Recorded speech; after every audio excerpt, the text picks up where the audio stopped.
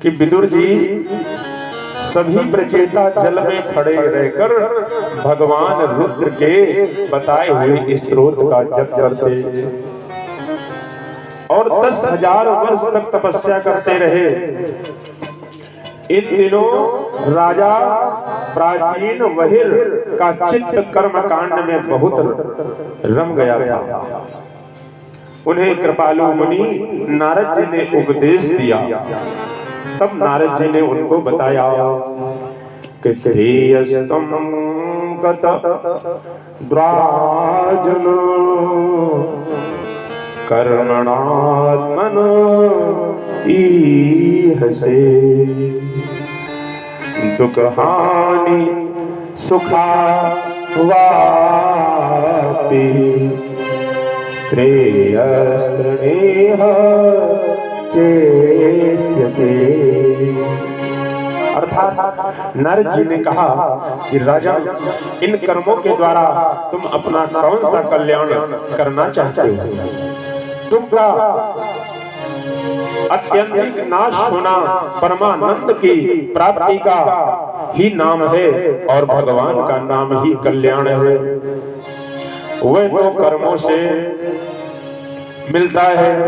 राजा ने कहा, हे महाभाग नारद जी, मेरी बुद्धि कर्म में फंसी हुई है, इसलिए मुझे परम कल्याण का कोई पता ही नहीं है। आप मुझे विशुद्ध ज्ञान का उपदेश दीजिए जिससे मैं इन कर्म बंधनों से छूट जाऊं। तब नारद जी ने कहा कि हे राजन, देखो तुमने निर्दयता पूर्वक यज्ञ में जिन हजारों पशुओं की बलि दी है वे आकाश में तुमसे बदला लेने की बाट देख रहे हैं। जब तुम मरकर के परलोक में जाओगे ये तुम्हें अपने लोहे के से सींगों से छेदेंगे। इतना कहकर के नारद जी ने उन्हें एक उपाख्यान सुनाया। नारद जी ने कहा कि हे राजन, पूर्व काल में एक पुरंजन नाम का बड़ा यशस्वी राजा था। उसका अविज्ञात नाम का एक मित्र था। राजा पुरंजन को तरह तरह के भोग विलास की लालसा थी। उन्हें भोगने के लिए स्थान की खोज में घूमते समय एक 9 द्वारों का नगर देखा। वह सब प्रकार के सुलक्षणों से संपन्न था। उस नगर के बाहर एक सुंदर बाग था। राजा पुरंजन ने उस अद्भुत बाग में घूमते हुए एक सुंदरी को देखा। उस सुंदरी के 7-10 सेवक थे। एक 5 थन वाला सर्प उसका द्वारपाल था। वही उसकी सब ओर से रक्षा करता था।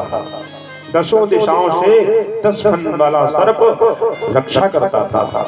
राजा ने उस सुंदरी से पूछा, तुम किसकी कन्या हो तथा कहां से आ रही हो और इस समय क्या करना चाहती हो? तुम्हारे ये 10 सेवक कौन हैं और ये सहेलियां तथा सर्प कौन है? सुंदरी ने कहा कि हे नरश्रेष्ठ, हमने अपने उत्पन्न करने वाले का ठीक पता नहीं है। बस आज हम सब इस पुरी में हैं, इसके सिवा मैं और कुछ नहीं जानती। मुझे पता ही नहीं मैं कहां से आई हूं, मैं कौन हूं और मुझे किसने भेजा है। आप यहाँ पधारे हैं, यह मेरे सौभाग्य की बात है। आपको विषय भोगों की इच्छा है, उसकी पूर्ति के लिए मैं अपने साथियों सहित सभी प्रकार के भोग प्रस्तुत करती रहूंगी। इस 9 द्वारों वाली पुरी में आप निवास कीजिए। राजन, उन स्त्री पुरुष ने एक दूसरे की बात का समर्थन कर 100 वर्ष तक उस पुरी में आनंद भोगा। जवानी का समय आधे क्षण के समान बीत गया। वृद्धावस्था ने घेर लिया। चंडवेग नामक गंधर्व ने भोग विलास से भरी नगरी को लूटना शुरू किया। उन्हीं दिनों काल कन्या के आलिंगन से उसकी सारी श्री नष्ट हो गई और वह सभी पुत्रों को छोड़कर यमराज द्वार ले जाया गया। वर्षों तक विवेकहीन अवस्था में पड़ा रहा। और फिर स्त्री में आसक्ति होने के कारण विदर्भ राज के यहाँ कन्या के रूप में उत्पन्न हुआ। तब उसका विवाह मलय नाम के साथ हुआ और कुछ ही समय में उसका पति भी मर गया और वह उसके विरह में रोने लगी। उसी समय उसके पुराने मित्र ने आकर के उपदेश दिया। उस समय मित्र ने कहा, मैं तुम्हारा अज्ञात सखा था, तुम पृथ्वी पर भोग भोगने के लिए निवास स्थान की खोज में मुझे छोड़कर चली गई थी। पहले मैं और तुम एक दूसरे के मित्र और मानस निवासी हंस हैं। हंस थे पुरंजन यानी पुरजनमति, अपने कर्मों के द्वारा विधि शरीर के धारण करने वाला जीव है। इस कथा से सर्वत्र जीव और संसार का ही वर्णन रहस्यात्मक ढंग से किया गया है। पुरंजन नाम राजा जीव है, भोगने वाला शरीर है, भोग स्थान मानव का शरीर है, अविज्ञात मित्र ईश्वर है, बुद्धि और अविद्या ही स्त्री है।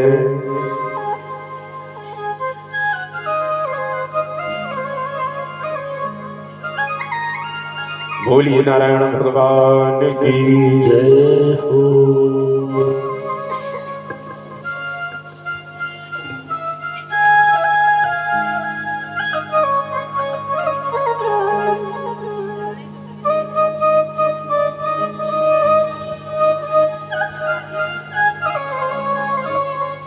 तब मैत्रेय जी कहते हैं कि हे विदुर जी, देवर्षि नारद जी ने परोक्ष में राजा को जीव और ईश्वर का दिग्दर्शन करा करके अपने लोक को चले गए। तब राजर्षि प्राचीन वहिर ने अपने पुत्रों को राजकाज सौंप कर तपस्या के लिए कपिलाश्रम चले गए।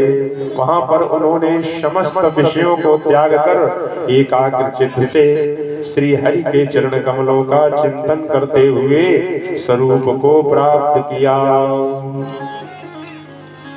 बोलिए नारायण भगवान की।